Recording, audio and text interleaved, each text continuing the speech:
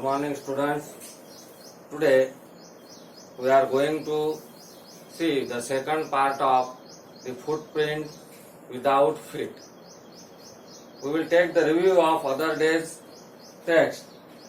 That this is a story of a scientist whose name is Griffin. He is a very excellent, talented and brilliant scientist. Though he was brilliant, talented, but he was a lawless person. He misused his invention and discoveries for bad things.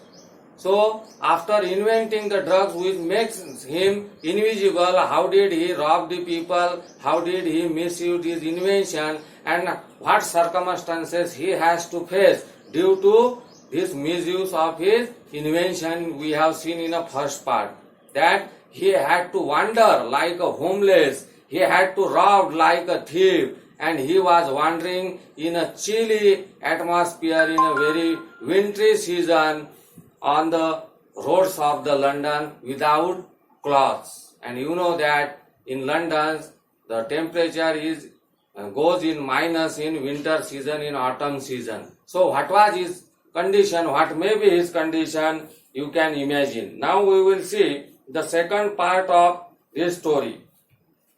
Now he escaped somehow from the assistance of that shop, that mall, and he managed to escape from them after removing his clothes one by one, and he became invisible. After that, eager to get away from crowded London, he took a train to the village of Epping. Now he don't want to be in a crowded London. He wants solace. He wants mental peace. That's why he caught a train to go and took a train to the village of Epping. He decided to go to a countryside, to a village, so that there will be no crowd. And where he booked 2 rooms at the local inn. Inn means, you can say, ashram gruha, vishram gruha, dharmashala.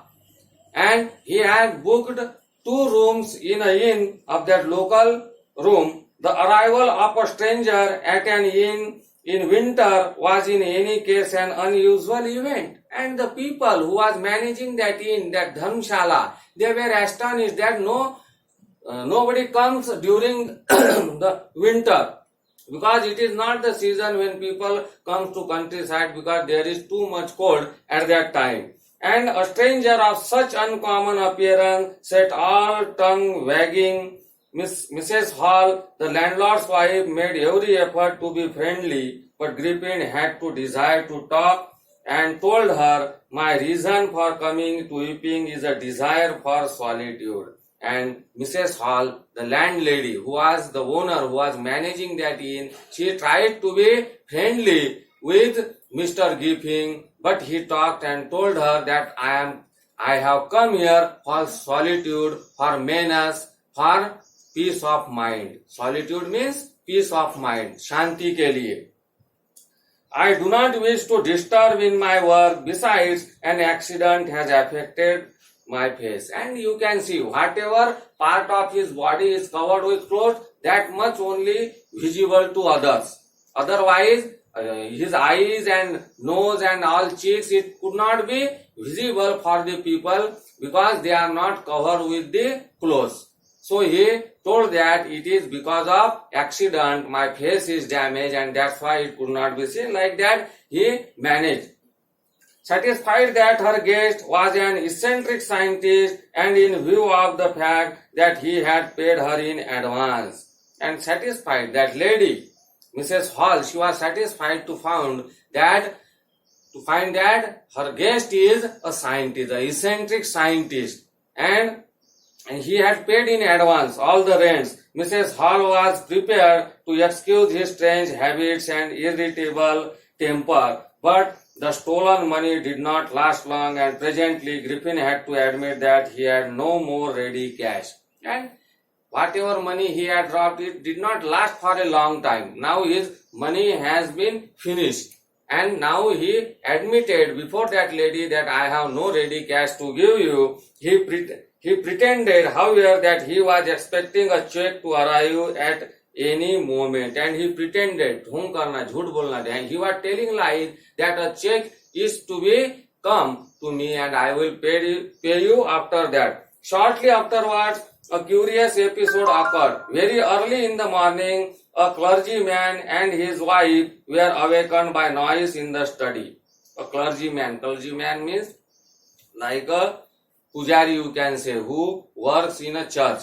And he and his wife, they were awakened by noises in the study. Creeping downstairs, they heard the chink of money being taken from the clergyman's desk. And they heard that someone is taking money from their desk. Without making any noise and with a poker grasped firmly in his hand, the clergyman flung open the door. And taking a poker is a rod, iron rod. He take that iron rod in his hand and opened the door and said, surrender. Surrender to whom? He thought that some thief is there who is stealing the money, and he asked him to surrender before him. Then, to his amazement, he realized that the room appeared to be empty. And when he saw that there was no one, but money had been stolen. You know that who he may be? He is grieving. Now he is naked. He was not wearing any clothes, that he becomes invisible, and clergyman failed to see him. He and his wife looked under the desk and behind the curtains and even up the chimney. There wasn't a sign anybody, yet the desk had been opened and the housekeeping money was missing. And they searched that thief everywhere, behind the curtains, in the chimney, behind the cupboard, everywhere in the room. But no sign of any thief was there, but the money was stolen. Extraordinary affair, the clergyman kept saying for the rest of the day. And throughout the day, he was thinking how it could happen that I have seen no one in my room, but money was missing. Money were missing. How it could be? But it was not an extraordinary as the behavior of Mrs. Hall's furniture a little later that morning. And it was not as extraordinary as behavior of Mrs. Hall's furniture. And some another incident happened with Mrs. Hall, with the furniture of Mrs. Hall. The landlord and his wife were wake up very early and were surprised to see the scientist's door wide open. And landlord, Mrs. Hall and Mr. Hall, they wake up early in the morning and they have seen that the scientist Griffin's doors are straightly opened. Usually it was shut and locked, and he was furious if anyone entered his room. And she was astonished. Why? She was confused because he has sternly told Mrs. Hall that he don't want anybody to disturb him during his work, and he always kept his doors locked. But now they are opened. The opportunity seemed too good to be missed. They peeped around the door, saw nobody, and decided to investigate. And that was the chance for them to investigate that what kind of scientist, what kind of man he is. So they decided to take a look in his room. The bedclothes were cold, showing that the scientist must have been up for some time, and stranger still, the clothes and bandages that he always wore were lying about the room. And they have seen that bandages which he would wrap around his forehead. His clothes were cold. It means that just now he had come from outside. All these things were lying on his bed. All of a sudden, Mrs. Hall heard a snip close to her ear. Snip means chinkna.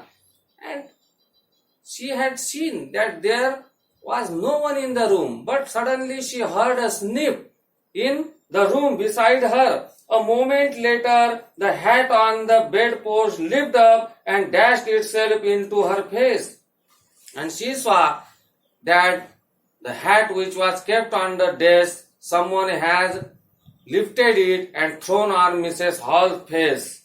Then the bedroom chair became alive, and bedroom chair, Mrs. Hall had seen that the chair was moving, springing into the air. It charged straight at her legs foremost, and she saw that someone had lifted that chair and thrown on her. As she and her husband turned away in terror, the extraordinary chair pushed them both out of the room and then appeared to slam and lock the door after them. And with the terror, they run away. Mr. and Mrs. Hall run away from Griffin's room. And after that, they have seen that door was locked. Mrs. Hall almost fell down the stairs in hysterics. She was convinced that the room was haunted by spirit and that the stranger had somehow caused this to enter into her furniture. And now she was sure firm that this room is haunted by spirit, by the ghost. And that stranger, that scientist, he has allowed that spirit to come into his room. My poor mother used to sit in that chair, she moaned, to think it should rise up against me now. And she remembered, Mrs. Hall, that his mother, who is no more now, used to sit in that chair. And it seems that this is the spirit of my mother. The feeling among the neighbors was that the trouble was caused by witchcraft. Witchcraft means chudel, the supernatural elements, bhoot, ghost. And the neighbors thought that it is due to the witchcraft, but witchcraft or not. When news of the burglary at the clergyman's home became known, the strange scientist was strongly suspected of having had a hand in it. And among this confusion, turmoil, when the news broke out that clergyman's money had been robbed, then the needle of suspicion was turned towards Mr. Griffin, because no ghost have seen robbing the people. Suspicion grew even stronger when he suddenly produced some ready cash, though he had admitted not long before that he had no money. And the suspicion, it becomes doubt, become the suspicion, because just some day or some hours ago he had told that he had no ready cash here. The check is to become and he will pay after that. But now, just now he had paid in cash. Then how did he got that money? That was the question, and made them suspect that this is because of that scientist, that eccentric scientist. The village constable was secretly sent for. Instead of waiting for the constable, Mrs. Hall went to the scientist, who had somehow mysteriously appeared from his empty bedroom. And the police, the cop have been called. Before coming the cop, that constable, Mrs. Hall went to scientist's room. There, she had seen that scientist was present in the room. Just before moment, he was not there. I want to know what you have been doing to my chair upstairs, she demanded. And I want to know how it is you come out of empty room and how you entered a locked room. And she asked him certain questions. How dare you to do with this witchcraft with my mother's chair? How did you appear in the empty room? How did you enter in the locked room? Answer me. The scientist was always quick-tempered. Now he became furious. And as Griffin was quick-tempered, you don't understand who or what I am, he shouted. Very well, I shall show you. And he lost his temper. He became angry and shouted at lady that you don't know who am I will show you.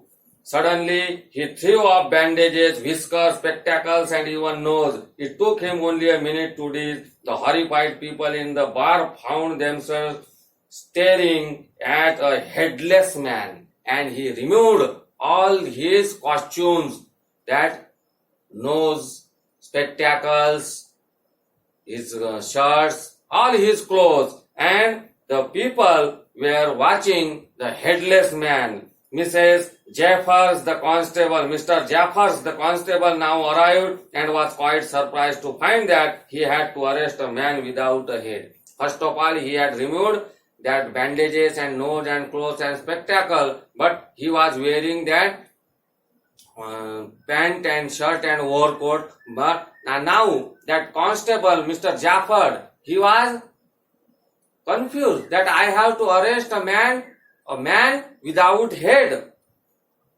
But Jafar was not easily prevented from doing his duty. A magistrate warrant order a person arrest, then that person had to be arrested with or without his head. And Mr. Jafar, he cannot be prevented from doing his duty. He said that I am magistrate's order. I have to arrest that man with head or without head. There followed a remarkable scene as the policeman tried to get hold of a man who was becoming more and more visible as he threw up one garment and another. And gradually he was becoming invisible, transparent as he was throwing his clothes one by one. Finally, a shirt flew into the air and the constable found himself struggling with someone he could not see at all. And after some time, Mr. Jafar has seen that he was holding a person to whom he could not see.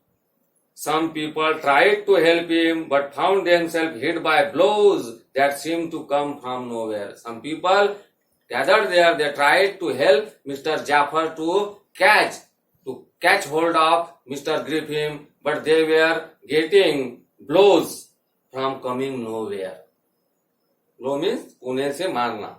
In the end, Jafar was knocked unconscious as he made a last attempt to hold on to the unseen scientist, and he became unconscious. Mr. Jafar, there were nervous, excited cries of hold him, but this was easier said than done. And the people were screaming, they were shouting that hold him, catch him, don't let him go. But it was easier said than done, but it was not easy because Griffin had shaken himself free and no one knew where to lay hands on him. And as he became invisible, the people, they were not able to see him and they could not understand where they had to lay their hand to catch hold of Mr. Griffin. So in this way, if we misuse anything, then we have to face the consequences. Though he was a brilliant,